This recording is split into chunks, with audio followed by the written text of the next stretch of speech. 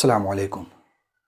دوستو، عام طور پر میں بہت زیادہ کیمرے کے سامنے آتا نہیں ہوں، لیکن آج ایک اہم موضوع پر گفتگو کرنی تھی، اس لیے آپ کے سامنے آیا ہوں۔ دوستو، ہم لوگوں نے ایک چیز دیکھی ہے کہ جب بھی ہمارے ملک میں یا دنیا میں کہیں بھی رسول پاک کی شان میں گستاخی کی جاتی ہے اور ایسے میسیجز اور ایسے ویڈیوز جب ہمارے پاس پہنچتے ہیں سوشل میڈیا کے ذریعے، تو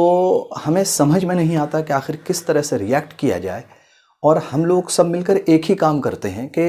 اس میسیج کو زیادہ سے زیادہ فارورڈ کرنے لگتے ہیں۔ اب سوال یہ اٹھتا ہے کہ آخر ایسے میسیجز کو جب ہم فارورڈ کرتے ہیں تو اس کا نتیجہ کیا نکلتا ہے؟ مجھے نہیں لگتا کہ اس کا نتیجہ کچھ بہت زیادہ نکلتا ہے، کیونکہ freedom of speech and expression کے نام پر کچھ ہوتا نہیں ہے۔ اس لیے میری رائے اگر مانا جائے اور میرے نظریے کو اگر سمجھا جائے تو میں تو یہ سمجھتا ہوں کہ ہمیں ایسے میسیجز کو فوری طور پر ڈیلیٹ کر دینا چاہیے، اور ہمیں اس کو پھیلانے میں اپنا کردار بالکل بھی ادا نہیں کرنا چاہیے۔ اللہ نے قرآن میں فرمایا ہے وَتُعِزُّ مَن تَشَاءُ وَتُذِلُّ مَن تَشَاءُ، یعنی وہ جسے چاہتا ہے عزت دیتا ہے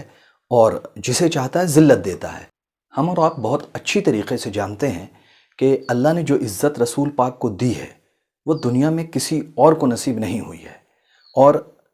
رسول پاک کی عظمت کو اس وقت بھی لوگ تسلیم کرتے تھے جب رسول پاک موجود تھے، اور ایسے لوگ جو ان کو نبی تسلیم نہیں کرتے تھے لیکن انہیں اس وقت وہ صادق کہا کرتے تھے، امین کہا کرتے تھے، اور آج بھی جو رسول پاک کو نبی نہیں تسلیم کرتے ہیں وہ ان کی عظمت کو ماننے سے انکار نہیں کر سکتے ہیں۔ ایک عیسائی مصنف ہے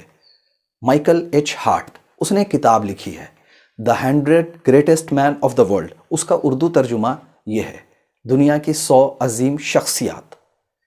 کس سلسلے سے اور کس حوالے سے یہ کتاب ہے اب اس کے بارے میں تو آپ بہت آسانی سے سمجھ گئے ہوں گے۔ تو اس کتاب میں مصنف نے تیسرے نمبر پہ حضرت عیسیٰ علیہ السلام کو رکھا ہے، دوسرے نمبر پہ نیوٹن کو رکھا ہے، اور پہلے مقام پر نبی پاک محمد صلی اللہ علیہ وسلم کو رکھا ہے۔ اب میں سمجھتا ہوں کہ مزید ضرورت نہیں ہے کہ میں اس کتاب کے حوالے سے بات کروں۔ دوستو، اگر آسمان کی جانب گندگی اچھالی جائے تو واپس آ کے وہ ہمارے چہرے پر گرتی ہے، آسمان کو کوئی فرق نہیں پڑتا۔ اس لیے میری آپ سے گزارش ہے کہ جب بھی ایسے میسیجز آئیں، ایسے ویڈیوز آئیں، تو فطری بات ہے کہ غصہ تو آئے گا، لیکن ہم صرف اس کو پھیلانے میں اپنا کردار ادا کرتے ہیں۔ ہم یہ کردار نہ ادا کریں، اس کو ہم فوری طور پر ڈیلیٹ کر دیں، اور